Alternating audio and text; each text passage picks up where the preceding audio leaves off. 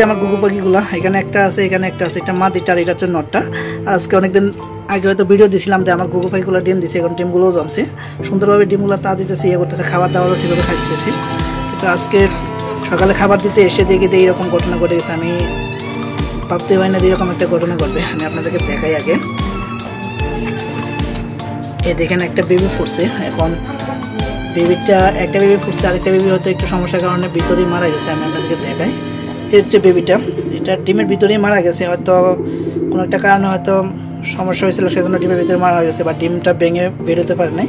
আমি হয়তো তেমনটা খেয়াল করিনি। যখন এই বাচ্চাটা ফুটছে তখন হয়তো দেখছিলাম, আমি বলছিলাম হয়তো এটা পরের ডিম, কিন্তু দেখি এটা ভেঙে, দেখি এটা অনেক এটাই সবার আগে ফুটার কথা ছিল, কিন্তু এটা না ফুটে ওইটা ফুটে গেছে, আর এটা ভেঙে বেরোতে পারে নাই। আর বাসা খুঁজে পাচ্ছি না, কারণ আমার এই কোবাইগুলো প্রথম নিয়ে আসছি, আনার পরে ডিম দিয়েছে তারা, কিন্তু বাচ্চাও দুইটা সুন্দরভাবে বড় জমছে, কিন্তু একটা বাচ্চা সুন্দরভাবে ফুটে বেরোতে পারছে, একটা বাচ্চা বেরোতে পারেনি। এই হচ্ছে অনেকটা কষ্ট লাগতেছে।